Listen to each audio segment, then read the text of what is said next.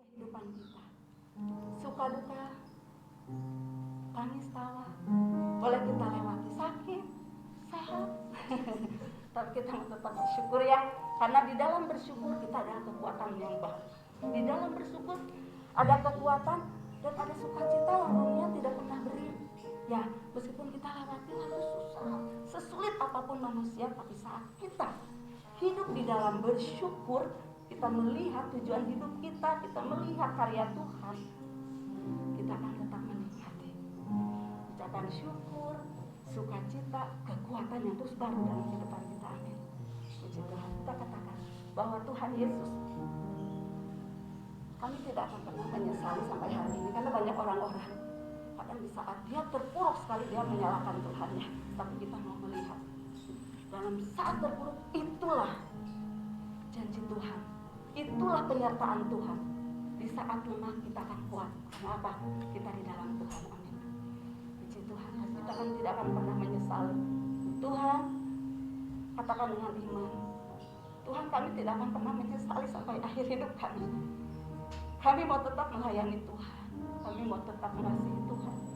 Karena Tuhan Yesus yang telah mengasihi kami terlebih dulu, yang telah memilih kami, yang telah memanggil kami menjadi anak-Mu. Saatnya Tuhan, Kau membawa kami untuk masuk dalam kemuliaan-Nya dan mendapatkan mahkota kehidupan. Amin. Kita katakan, tak akan pernah tersesali.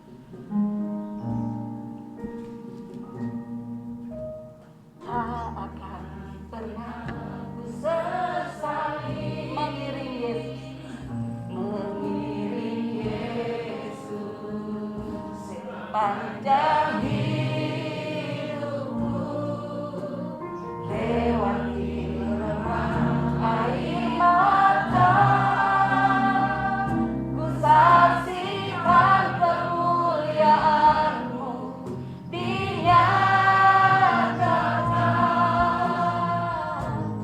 Berapapun harga yang harus ku bayar, ku kan tetap setia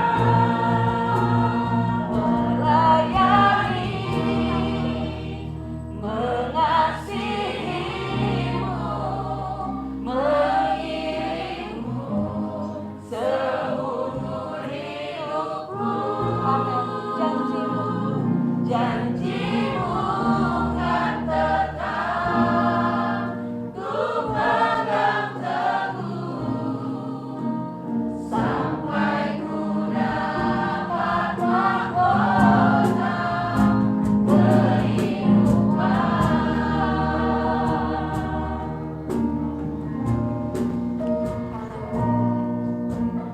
Akan pernah sesali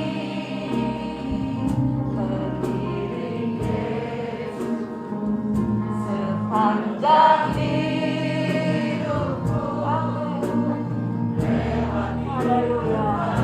Air mata, saksikan kemuliaan-Mu dinyatakan.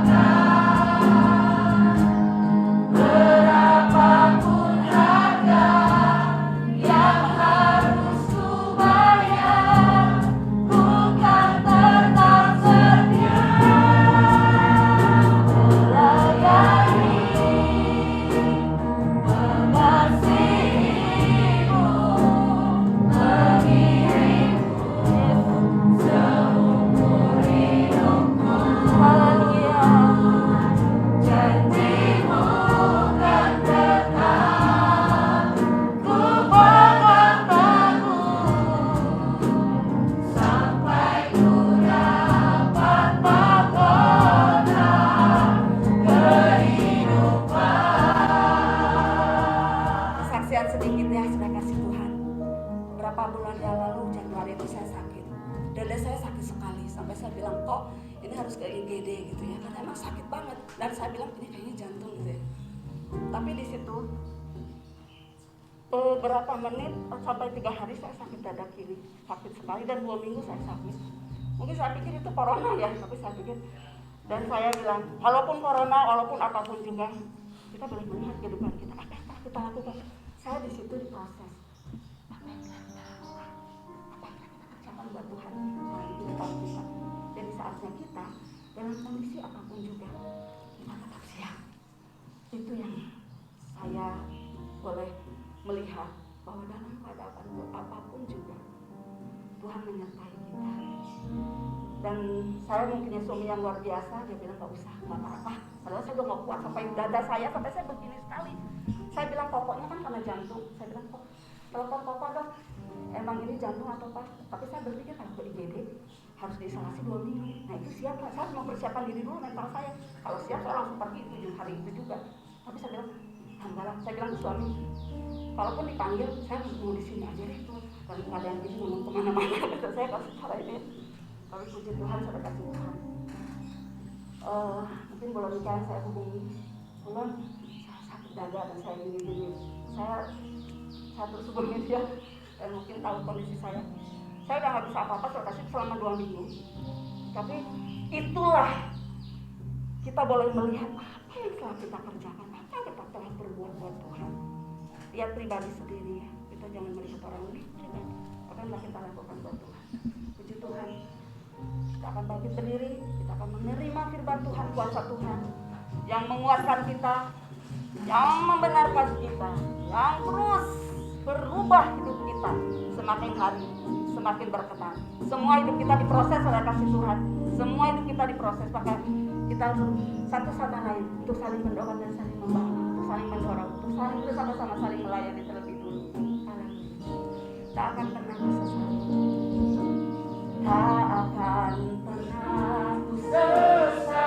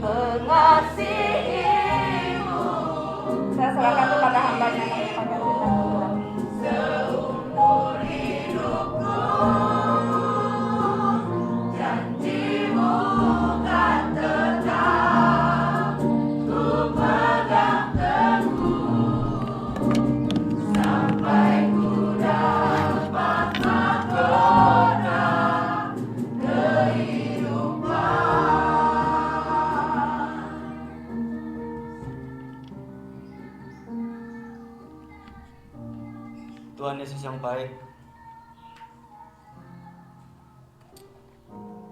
kami tahu bahwa kehidupan kami ini sementara. Di tengah-tengah pergumulan hidup kami, di tengah-tengah dunia yang tidak menentu, kami mau tetap percaya Engkau sampai akhir hidup kami.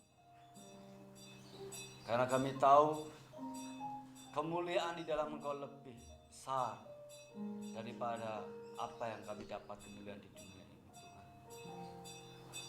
Berkati hamba-Mu yang akan bicara kebenaran firman-Mu, pengurapan-Mu, Tuhan. Biarlah kuasa Roh Kudus-Mu, Tuhan, yang memampukan hamba.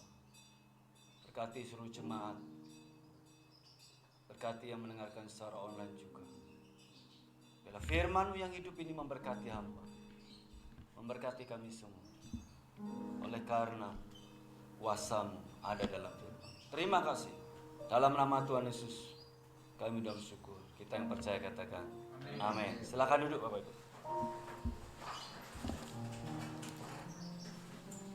Selamat pagi. Selamat pagi.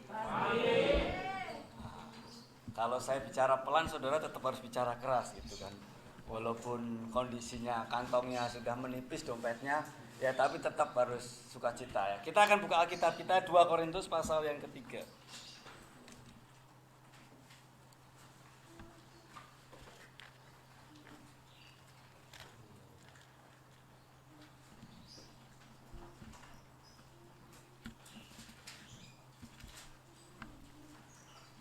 Ayat 1 sampai ayat yang ke-7 aja kita baca ya.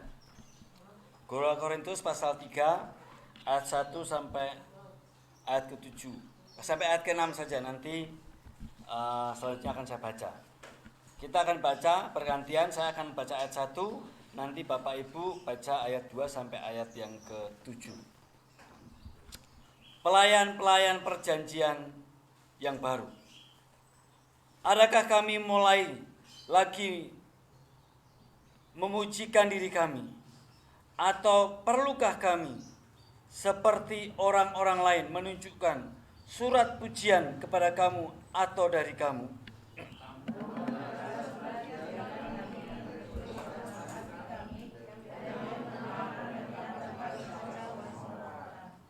Karena telah nyata bahwa kamu adalah surat Kristus yang ditulis oleh pelayanan kami, ditulis bukan dengan tinta, tetapi dengan Roh dari Allah yang hidup, bukan pada loloh batu, melainkan pada loloh daging, yaitu di dalam hati manusia.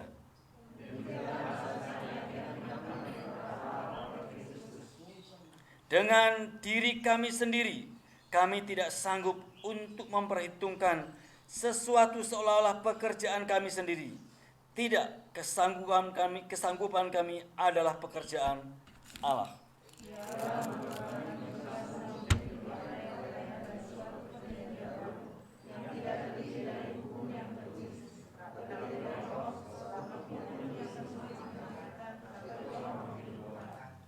Saya baca ayat 7. Pelayan yang memimpin kepada kematian terukir dengan huruf pada loloh batu. Namun demikian, kemuliaan Allah menyertainya pada waktu ia diberikan. Sebab sekalipun pudar juga cahaya muka Musa begitu cemerlang, sehingga mata orang-orang Israel tidak tahan menatapnya. Jika pelayanan itu datang dengan kemuliaan yang demikian. Ayat 8 sekarang supaya betapa lebih besarnya lagi kemuliaan yang menyertai pelayanan roh. Amin. Saudara yang Tuhan, tag ini dilatar belakangi oleh perselisihan. Kalau kita baca pasal 1 Korintus lalu pasal 2, perselisihan apa? Perselisihan tentang statusnya Paulus. Apakah dia seorang pelayan sejati ataukah dia orang yang sedang mencari maut?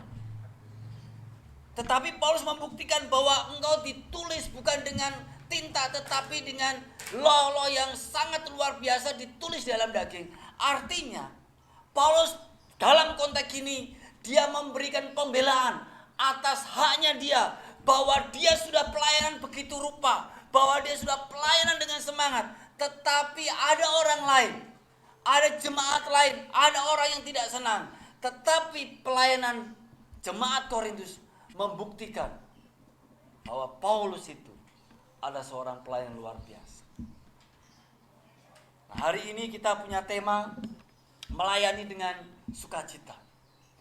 Melayani sukacita, ya, melayani dengan sukacita. Oke.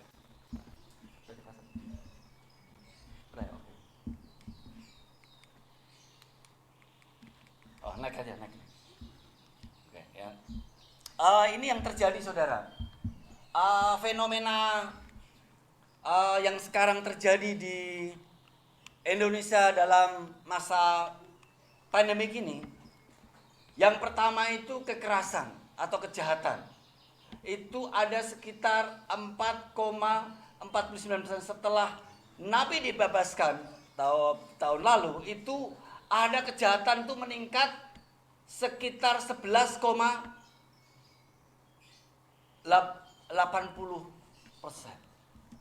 Jadi setelah masa corona ini fenomena itu ada. Terus fenomena bunuh diri. Ya, ini di Jepang, di Korea, saya cari layanan di Jepang ya. Kasus bunuh diri pria meningkat lebih dari 20% pada bulan yang lalu dibandingkan bulan yang sama di tahun 2019.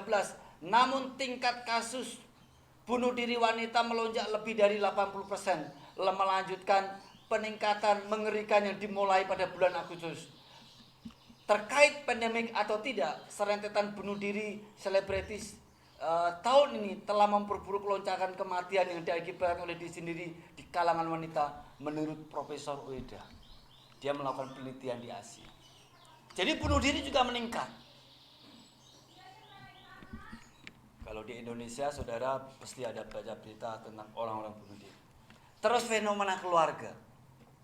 Sementara dari segi negatif, nyaris selama 24 jam berada di rumah rentan menimbulkan berbagai gesekan. Selama ini Bapak Ibu bekerja, terus di rumah, anak di rumah, biasanya anak di sekolah dari jam 7 sampai jam 1, jam 2, jam 3. Terus anak di rumah minta jajan, minta ini, gesekannya luar biasa. Dan itu dibuktikan dengan penelitian, ya. Rumah rentan menimbulkan berbagai gesekan. Semakin sering anggota keluarga bertemu, semakin sering gesekan terjadi. Umumnya terjadi akibat perbedaan pendapat. Jadi selama ini Bapak Ibu kerja dari pagi sampai sore, ketemu biasa-biasa karena udah capek ngomongnya tidak begitu penting. Tetapi ketemu 24 jam di rumah, ngomong sedikit karena perbedaan pendapat, ngal kecil bisa jadi masalah. Naruh barang bisa jadi masalah, pakaian bisa jadi masalah, omongan bisa jadi masalah. Ini fenomena yang terjadi. Next, coba bisa. Dengan perubahan ini memerlukan pelayanan. Ya, jemaat dewasa juga perlu dilayani. Jemaat dewasa ini yang kena PHK, yang suami istri di rumah ketemu 24 jam juga stres. Karena ketemu 24 jam tadi terjadi gesek-gesek. Tetapi harusnya kita sebagai anak Tuhan justru senang. Itulah momen terbaik untuk kita mendidik anak-anak kita. Momen terbaik. Selama ini mungkin kita kerja tidak bisa mendidik, tapi dengan waktu itu, itulah momen terbaik kita mengarahkan anak kita. Seharusnya bisa ada kesibukan seperti itu. Jemaat remaja pemuda juga mengalami pergeseran. Mamanya di rumah cerewet, papanya di rumah cerewet, akhirnya emosi juga. Pergi naik motor kemana dengan gengnya, dengan kelompoknya. Sehingga juga menimbulkan masalah. Buat orang tua juga masalah. Wah, di rumah cerewet mama saya ini. Pergi. Dan itu anak-anak Tuhan juga terlibat. Karena selama ini tim mamanya tidak pernah cerewet, papanya nggak pernah cerewet jadi masalah juga. Jemaat anak-anak juga jadi masalah. Emosi, HP diambil, emosi. Kita sayang kepada anak kita, sayang kepada matanya juga, supaya tidak main. Ini di Wonosari itu ada 3 optik baru.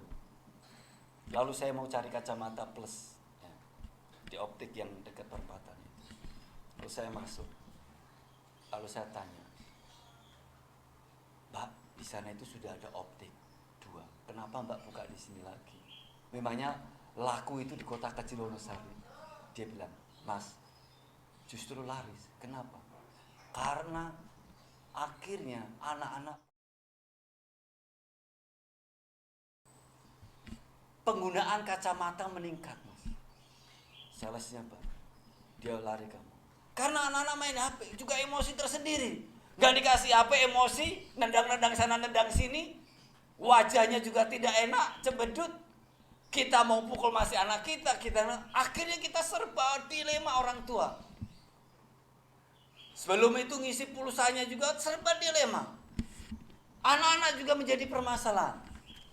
Majelis rohaniawan juga menjadi permasalahan. Rohaniawan yang dulu bisa pelayanan dengan percaya diri, tetapi waktu terpuruk ekonomi juga menjadi masalah. Akhirnya dia tidak percaya diri dalam melayani. Hamba-hamba Tuhan yang dulu akhirnya banyak persembahan, akhirnya dengan kondisi seperti ini tidak pede melayani. Dia mempertanyakan Tuhan, bagaimana dengan Tuhan, apakah ada Tuhan. Orang-orang yang dulu terlibat dalam pelayanan, Pak, kapan corona akan berhenti, kapan ini akan pulih, kapan semua orang bertanya kapan yang pulih akan berhenti. Akhirnya menimbulkan kejenuhan, akhirnya menimbulkan keputusasaan, akhirnya menimbulkan kepasrahan. Sudah, pokoknya jalan saja kebaktian. Masalah sendiri. Pendeta yang biasa khotbah ribuan orang, sekarang khotbahnya beberapa puluh orang. Yang ratusan orang hanya berapa gelintir orang. Dinonton di Zoom, tidak semua orang nonton. Saudara tahu salah satu penelitian saudara, orang-orang yang kalau nonton video lama sampai beberapa jam udah bosan. 5 jam juga bosan, 2 jam juga bosan, 30 menit juga bosan, khotbah saya lama juga bosan. Wah, lama selesai. Bisa terjadi. Itu fenomena. Tapi kalau orang sekarang iklan video hanya berapa detik, yang YouTube itu YouTube itu 9 detik paling lama. Harus cepat. Orang sekarang bikin bikin video-video, kalau lama juga orang malas nonton. Tetapi yang 1 menit, 2 menit lagu lama juga orang sudah malas nonton kadang-kadang. Perubahan terjadi. Tapi keluarga juga perlu. Yang sekarang lah yang harus dilayani keluarga kita. Bagaimana dengan suami kita, bagaimana dengan istri kita, bagaimana dengan anak kita. Di tengah-tengah kondisi saat ini problemnya banyak, gesekannya banyak, pergumulannya banyak. Tetapi kalau kita sebagai seorang hamba Tuhan bisa melayani kemana-mana, tetapi keluarga saya juga harus bisa dilayani. Kita sebagai ibu-ibu, kita harus memahami bagaimana suami saya harus bisa dilayani dengan baik. Pelayanan secara spiritual. Siapa yang rohaninya lebih tinggi, siapa yang rohaninya lebih baik, siapa yang bisa mengikat di dalam rumah tangga sehingga suaminya menjadi suami yang baik, istrinya menjadi istri yang baik, anak menjadi anak yang baik. Sekarang keluarga harus menjadi fokus pelayanan juga. Bagaimana Bapak, Ibu, Saudara dan saya semua bisa melayani orang-orang di sekeliling kita yang paling dekat. Suami kita mungkin perlu dilayani untuk didamaikan dengan dirinya. Karena dengan masa Covid ini pengangguran gak ada. Mungkin istri kita perlu dilayani karena dengan kondisi seperti ini banyak mengalami mungkin anak kita. Sebagai seorang pendeta, memikirkan bukan hanya keluarga, bagaimana jemaatnya lebih maju, bagaimana jemaatnya bisa bertahan, bagaimana jemaatnya dia bisa mengalami pertumbuhan spiritual. Tidak gampang. Tetapi semuanya itu kalau kita terpaksa, kalau kita merasa tertekan, kita tidak akan bisa melayani dengan baik. Boleh emosi, boleh kita menjadi selisih paham sedikit, tetapi sukacita melayani harus ada. Melayani dengan sukacita itu harus ada. Melayani dengan gembira itu harus ada. Supaya apa yang kita lakukan, baik kepada jemaat, baik kepada keluarga kita, kepada anak kita, pelayanan itu menghasilkan berkat. Mari kita akan lihat bagaimana kita bisa melayani dengan sukacita. Saudara bisa mengekspresikan sukacita itu macam-macam. Bisa teriak, bisa ada orang sukacita juga diem ada. Benar, sukacita. Dia bisa mengekspresikan, wow, nggak bisa. Diem, ada. Kalau orang yang mungkin heboh itu, wah teriak-teriak gitu. Tapi yang orangnya nggak heboh biasa saja sukacita. Senyum aja. Benar atau tidak? Kadang ada seperti itu. Mungkin ekspresinya bisa berbunga-bunga dengan balon, dengan apa. Orang bisa mengekspresikan dengan luar biasa sekali. Orang dengan heboh, wah menata seperti ini, boleh saja. Tapi yang berbunga-bunga itu harus tiap hari berbunga terus, jangan sampai nanti setelah dipasang ini emosi, wajahnya jadi pendebur, wajahnya jadi nggak enak, wajahnya suas, malah dilihat malah nggak enak semuanya, gitu kan? Harus sukacita melakukan, sukacita dari Tuhan. Mungkin saudara biasa, tetapi tindakan saudara, perhatian saudara terhadap istri, terhadap suami, terhadap anak, di dalam melayani, rasanya nyata, tindakannya nyata. Bagaimana? Memiliki sumber kekuatan dalam Tuhan Yesus. 2 Korintus pasal 3 ayat 4, demikianlah besarnya keyakinan kami kepada Allah oleh Kristus. Dengan diri kami sendiri kami tidak sanggup untuk memperhitungkan sesuatu seolah-olah pekerjaan kami sendiri. Tidak. Kesanggupan kami adalah pekerjaan.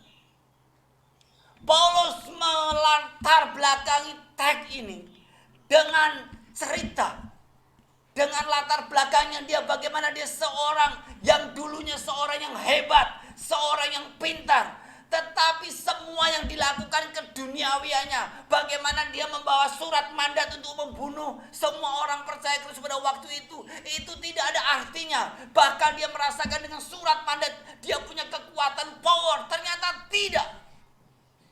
Ternyata kekuatan dia yang penuh waktu dia ada sinar Tuhan datang di tengah jalan. Itu akhirnya di jalan lurus itu akhirnya dia terrebah dan dia jatuh. Latar belakang itulah akhirnya melatar belakangi bagaimana Paulus pelayanan. Bahwa segala sesuatu yang dia lakukan, tindakan dia lakukan, sumbernya adalah dari Tuhan Yesus Kristus. Saudara, kekuatan di dalam dunia ini terbatas. Saya melihat videonya Bill Gates di TED tahun 2021 bulan Februari. Ada cuplikan. Dia mengatakan, kebutuhan dunia saat ini bukan senjata untuk mempertahankan negara. Kebutuhan dunia saat ini bukan alat perang yang canggih. Tetapi kebutuhan dunia saat ini adalah bagaimana bisa berperang dengan penyakit. Bagaimana dia bisa menyediakan, menginvestkan, bukan di dunia militer, tapi bisa menginvestkan di dalam kesehatan, alat-alat kesehatan, supaya manusia bisa bertahan. Dunia saat ini menjadi kacau. Dunia saat ini tidak tahu mana yang dikatakan ini kekuatan yang hebat, Dunia semua rata, sekarang dunia juga hancur hanya melawan corona. Semua kekuatan dana dipakai untuk investasi kesehatan yang luar biasa. Dan itu seluruh dunia juga mengalami. Bahkan saya membaca satu berita itu, bagaimana negara-negara miskin menjadi problem. Kenapa? Karena nggak punya dana untuk beli vaksinnya, sehingga memerlukan donor, memerlukan bantuan dari negara-negara yang kaya. Tidak ada kekuatan dalam dunia ini bisa menolong kita. Apa yang bisa kita banggakan? Paulus mulai terakhir, ia membuat kami juga sanggup menjadi pelayan-pelayan dari suatu perjanjian baru yang tidak terjadi hukum tertulis, tetapi dari roh. Sebab hukum yang terus mematikan, tetapi roh memimpin. Paulus menyadari bahwa pelayanan dia bukan dengan kekuatan dia, tetapi dengan kekuatan roh, karena dia tahu bahwa saat kekuatan ada di dalam Kristus, ada di dalam roh, maka kekuatan itu menghidupkan. Waktu kita melayani dalam jemaat, waktu kita melayani keluarga, waktu kita melayani anak kita, waktu kita melayani dengan sukacita Kristus, waktu kita melayani dengan kekuatan Kristus, maka akan ada dampak, maka akan ada berkat, maka akan ada yang namanya perubahan di keluarga kita. Karena kita melayani bukan hanya dengan sukacita, tetapi dengan kekuatan Tuhan Yesus. Saudara, dalam masa pandemi ini tidak gampang sebagai seorang pendeta, tidak gampang bagi seorang penginjil, tidak gampang bagi seorang kepala keluarga, ibu rumah tangga. Dibutuhkan yang namanya itu kekuatan yang ekstra. Dibutuhkan yang namanya bukan dana yang ekstra, bukan cari hutangan sana sini, bukan cari pinjaman sana, tetapi kekuatan yang ekstra untuk melawan semua permasalahan dunia. Saudara boleh punya uang banyak, saudara boleh punya uang di bank banyak, tetapi saudara tidak dapat dengan uang di bank itu membeli suami saudara untuk taat ke Kristus. Saudara boleh punya simpanan di bank banyak, tetapi saudara tidak bisa membeli anak saudara untuk diam di rumah belajar firman Tuhan. Karena di dunia ini sudah ada peperangan spiritual. Saudara percaya atau tidak bahwa ada kekuatan setan, ada kekuatan yang tidak senang dengan kehidupan spiritual kita, ada kekuatan yang ingin menghancurkan hidup kita, ingin menghancurkan pelayanan, ingin menghancurkan keluarga kita. Oleh sebab itu tag ini akan membicara bagaimana kita sumber kekuatan kita adalah kita kerjakan dengan roh, dengan kekuatan Tuhan Yesus yang adalah Roh Kudus yang diam di dalam hidup kita, yang akan memampukan kita untuk melayani, untuk bertindak di dalam keluarga kita. Dan Kristus telah mati untuk semua orang, supaya mereka yang hidup tidak lagi hidup untuk dirinya sendiri, tetapi untuk Dia yang telah mati, yang telah dibangkitkan untuk mereka. Jadi siapa yang dalam Kristus, ia adalah ciptaan baru, yang lama sudah berlalu. Di dalam teks ini Paulus mencoba mengingatkan kita semuanya yang ada di dalam Kristus, yang ada ciptaan baru dalam Kristus, kita tidak bisa hidup egois. Kita tidak bisa hidup untuk diri kita sendiri, tetapi kita hidup untuk Kristus, hidup untuk pekerjaan Tuhan, hidup untuk keluarga kita, hidup untuk sanak saudara kita. Artinya hidup untuk melayani mereka. Kepedulian kita kepada mereka bukannya soal materi, bukan soal membantu, tetapi lebih daripada bagaimana membangkitkan spiritnya, membangkitkan semangatnya, supaya mereka akhirnya bisa bertahan di tengah-tengah kehidupan ini. Saudara, bantuanmu terbatas dengan uang. Saudara bisa membantu berapa dengan saudara dengan uang? Uang tidak akan pernah bisa memuaskan. Orang selalu kekurangan dengan uang. Tetapi perhatian, pendampinganmu di dalam doa. Suatu ketika saya membaca sebuah artikel tentang seorang penginjil di Afrika. Mungkin sudah saya ceritakan, tapi kemarin saya dikirim oleh teman saya lagi. Saya katakan, Saya sudah pernah baca cerita itu 10 tahun yang lalu. Tetapi cerita itu sampai sekarang menginspirasi saya. Seorang penginjil suami istri, dia pergi ke Afrika. Dia meninggalkan semua kekayaannya di Skotlandia. Dia tinggalkan semua dan dia pergi ke Afrika. Waktu di Afrika, dia pelayanan di satu suku itu, tidak ada yang bertobat. Lalu istrinya meninggal. Istrinya meninggal, dia masih bisa bertahan. Anak kecil yang mendampingi dia menjadi perantara kepada suku-suku di situ. Karena ada anak kecil yang dia bisa beberapa suku, bisa bahasa di situ. Dia menjadi perantara, itulah yang mendamping. Akhirnya anaknya meninggal. Yang laki-laki. Akhirnya dia teriak kepada Tuhan, Tuhan, Engkau Tuhan yang kejam. Saya sudah meninggalkan sekolah, sudah meninggalkan kenyamanan di dalam keluarga saya, harta saya tidak saya ambil. Saya meninggalkan semua, saya menjadi misi untuk pekerjaan Tuhan. Tetapi kenapa Engkau tega mengambil istri saya, anak saya laki-laki, dan saya sekarang pergi. Dan dia pergi meninggalkan. Anaknya dititipkan kepada misi. Ini kisah nyata, saudara.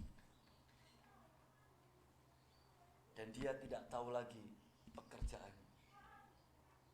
Anaknya pengen mencari ayah, tumbuh dewasa. Akhirnya anaknya menjadi seorang utusan Injil juga. Dia mendapatkan seorang suami utusan, tapi dia tidak pernah melihat ayahnya lagi. 25 tahun dia tidak pernah melihat. Suatu ketika dia mendengar seorang pengkhotbah yang luar biasa. Orang kulit negro berkhotbah luar biasa, semangat luar biasa.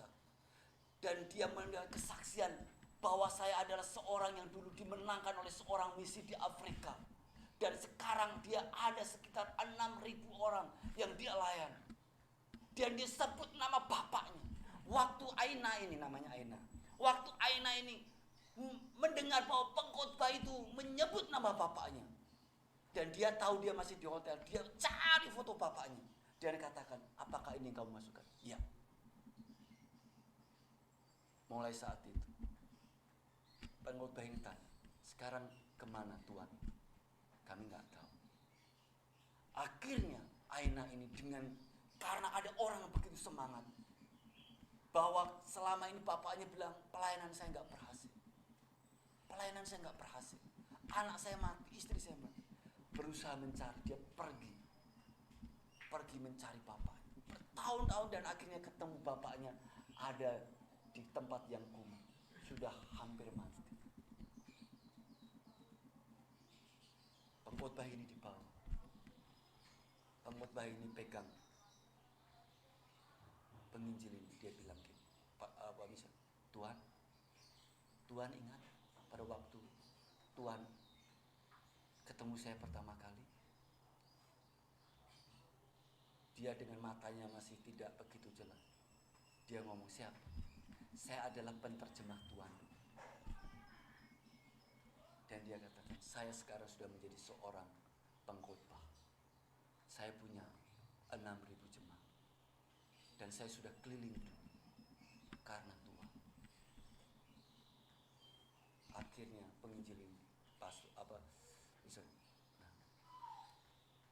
nangis.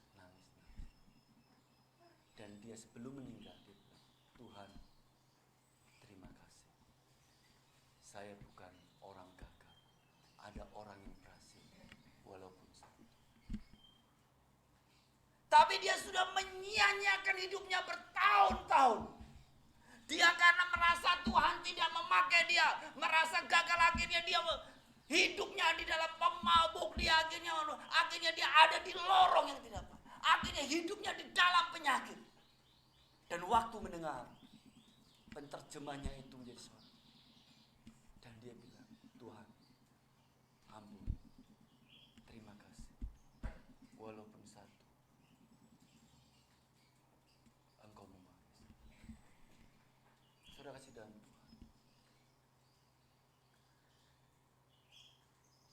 Mungkin selama ini saudara jenuh dengan hidup saudara.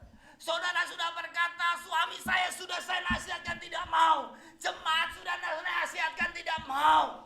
Anak saya sudah saya nasihatkan tidak mau. Mereka semua tidak peduli. Sepertinya nasihat saya sia-sia. Sepertinya pelayanan saya sia-sia. Sepertinya apa yang saya lakukan tidak bermanfaat. Sepertinya anak saya membantah. Suami saya tidak mau mendengar. Semuanya tidak mau mendengar saya. Tetapi yakinlah, kalau saudara melakukan terus-menerus, suatu saat saudara akan melihat hasil pekerjaan Tuhan yang luar biasa. Saudara tidak boleh putus asa. Saudara tidak boleh berhenti, tetapi saudara harus melakukan, mengingatkan istri, mengingatkan suami, mengingatkan anak, mengingatkan jemaat untuk dia hidup di dalam kemuliaan Tuhan, karena ada kekuatan Yesus yang tak terbatas yang hidup di dalam kehidupan kita.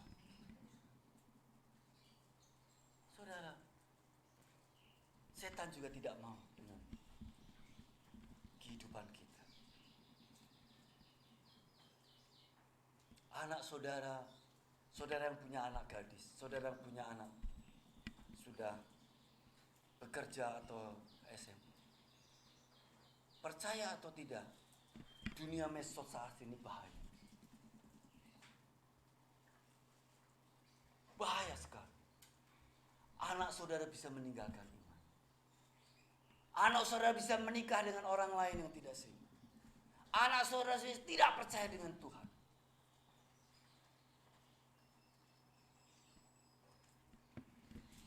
Banyak orang tua menyesal, putus asa. Kenapa? Karena dia tidak mau memperdulikan keluarga. Yang kedua, kita akan memiliki pengharapan dalam kemuliaan. Betapa lebih besarnya lagi kemuliaan yang menyertai pelayanan roh. Sebab jika pelayanan memimpin kepada penghukuman itu mulia, betapa lebih mulianya lagi pelayanan yang memimpin kepada pembenaran.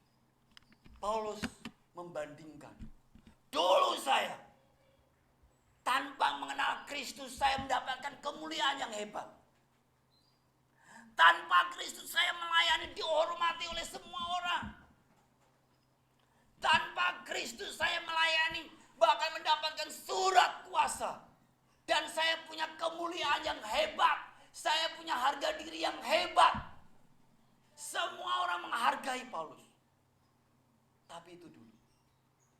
Makanya Paulus katakan, betapa mulianya lagi pelayanan yang dipimpin kepada pembenaran. Dulu sebelum mengenal pembenaran, bahwa kebenaran Kristus, Paulus begitu bangga. Tetapi setelah mendengar kebenaran, maka Paulus katakan, saya seperti seorang gila yang memberitakan Kristus, yang berbicara tentang Kristus, yang melayani Kristus. Kapal karam hampir mati, digigit ular, di penjara. Tetapi Paulus tetap semangat dalam pelayanan karena dia tahu bahwa ada kemuliaan. Kalau kita bicara kemuliaan, dalam bahasa Indonesia bisa berarti penghargaan, bisa berarti power, bisa berarti kekuatan. Artinya apa? Sebenarnya waktu kita pelayanan, Tuhan memberikan kemuliaan, memberikan kekuatan, memberikan kuasanya, memberikan kepada kita bukannya sekedar penghargaan, tetapi ada perlindungan, kekuatan, kuasa yang diberikan kepada kita. Sebenarnya apa yang dahulu dianggap mulia, jika dibandingkan dengan kemuliaan yang mengatasi segala sesuatu itu, sama sekali tidak mempunyai arti. Wajahnya Musa waktu meninggal itu bercahaya. Sampai orang Israel tidak tahan melihat wajahnya Musa. Karena saking bersinarnya wajahnya Musa. Saya juga mencoba membayangkan bagaimana orang yang meninggal Musa, wajahnya begitu. Sampai orang Israel tidak tahan melihat cahayanya. Tetapi Paulus membandingkan itu tidak seberapa. Ada kemuliaan, ada kekuatan yang luar biasa. Yaitu waktu kita ada di dalam Kristus. Waktu kita mengenal kebenaran. Maka kita memiliki kemuliaan. Memiliki kuasa yang tidak ada taranya. Paulus membandingkan itu, saudara. Sebab jika yang pudar itu disertai kemuliaan. Lihat, betapa lebihnya lagi yang tidak pudar itu disertai kemuliaan. Wajah yang Musa itu penuh dengan kemuliaan, tetapi pudar. Paulus katakan, betapa lebihnya lagi yang tidak pudar. Siapa? Kristus. Siapa? Kebenaran Kristus. Siapa? Roh Tuhan yang ada dalam hidup. Sehingga hidup kita saat ini bukan hidup sembarangan. Walaupun saudara tidak punya pendidikan tinggi, walaupun saudara orang biasa, tetapi kalau saudara sudah mengenal kebenaran Kristus, kalau Kristus ada dalam hidupmu, Alkitab katakan yang ada di dalam Kristus adalah ciptaan baru, yang lalu sudah pergi. Artinya ada kehidupan yang baru, ada kemuliaan baru, ada kekuatan baru, kemuliaan Kristus tinggal dalam hidup kita. Oleh sebab itu, katakan, dan kita semua mencerminkan kemuliaan Tuhan dengan muka yang tidak terselubung. Dan karena kemuliaan itu datang dari Tuhan, yang adalah roh, maka kita diubah menjadi serupa dengan gambarnya dalam kemuliaan yang semakin besar.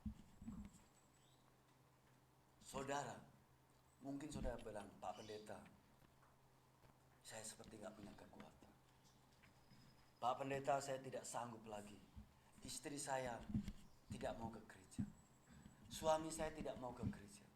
Anak saya juga tidak mau ke gereja. Hanya saya sendiri yang mau ke gereja. Paulus juga pernah menghadapi masalah yang sama. Dia seorang rasul besar. Dia dengan kekuatan sendiri. Dia ternyata tidak dapat mengalahkan. Tak bisa menaklukkan kekristenan. Tetapi waktu dia ada di dalam Kristus, dia bisa menaklukkan semua orang. Dia bisa menaklukkan raja, bisa menaklukkan musuhnya. Karena dia tahu ada kekuatan Kristus. Mungkin saudara berkata, Tuhan, suami saya malu ke gereja karena pengangguran. Saya malu karena suami saya seperti ini. Semua seperti ini, seperti ini. Saudara, kalau saudara gunakan kekuatan sendiri, akan menjadi tidak baik. Saya melihat video binatang itu animasi binatang itu tentang, mungkin saudara mungkin di grup KNP atau apa yang mengirimkan itu, bagaimana kekuatan semut itu waktu dia melawan musuh-musuh. Semut memang kecil, tetapi dia lihat kadal yang besar. Wah, kadal itu besar, pasti akan dimakan. Walaupun semut sembunyi, tapi dia takut. Tetapi waktu dia membentuk kekuatan koloninya, wah, besar. Dan kadal yang besar itu bisa dihantam. Dia gulung dan dia menggigit semua badan kadal itu.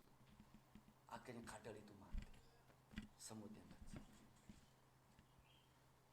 Saudara, mungkin sudah berkata, Tuhan, saya kecil. Saya nggak punya apa-apa. Semakin ekonomi juga semakin susah. Bahaya, tantangan banyak. Melihat orang-orang begitu ingin mengusir saya. Saya kecil, saya tidak bisa apa-apa. Dunia ini sepertinya mau runtuh di rumah saya. Napas saya sudah sesak, Tuhan. Ekonomi saya sudah hampir ambruk. Suami saya tidak peduli, istri saya tidak peduli, anak saya tidak peduli, semuanya egois, Tuhan. Saudara, semut itu kecil, tetapi waktu dia membentuk koloni yang banyak, bersatu, maka kadal yang besar, yang semuanya lebih dari 100 kalinya, maka menghancurkan, membunuh kadal yang besar. Sama halnya dalam hidup kita. Kalau kita tidak bersatu dengan istri kita, tidak berakur dengan suami kita, kita tidak mau memaafkan istri kita tidak mau memaafkan suami kita menjelekkan, kita menghakimi suami kita menghakimi istri kita menghakimi anak kita menghakimi jemaat, kita menghakimi pendeta, kita menghakimi orang-orang tidak sepadan dengan yang tidak sepadan dengan saya, kita menghakimi orang-orang lain, kita menghakimi anak kita, menghakimi, menjelekkan, kita mengkritik suami kita, mengkritik anak kita, mengkritik istri kita, maka tidak ada kekuatan yang besar yang dapat memulihkan, yang dapat akhirnya membawa kita dalam kemuliaan. Tetapi kalau istri mengampuni, suami mengampuni, anak mengampuni, semuanya bersatu, maka kemuliaan Tuhan, kuasa Tuhan hadir di dalam kehidupan kita, sehingga kita melihat, merasakan bagaimana kekuatan Tuhan bekerja dalam hidup kita. Kalau engkau mengkritik suamimu, engkau menjelekkan suamimu,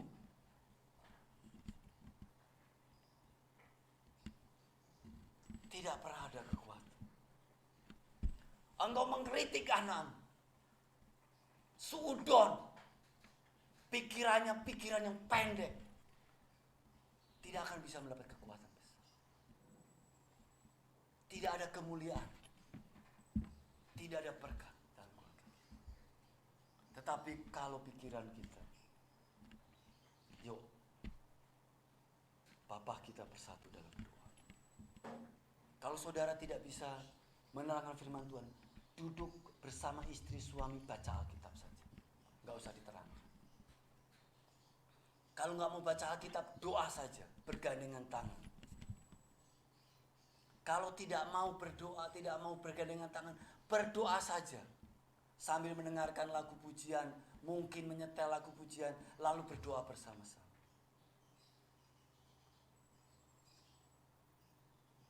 Kalau saudara tidak mau berdoa bersama, doa sendiri-sendiri, itu jadi masalah yang besar. Artinya apa? Tidak ada persatuan. Itu masalah besar. Saudara, siapa tidak punya problem dengan hidup ini? Siapa yang tidak punya gesekan dengan suami? Siapa yang tidak punya gesekan dengan istri? Siapa yang tidak punya gesekan dengan teman pekerjaan?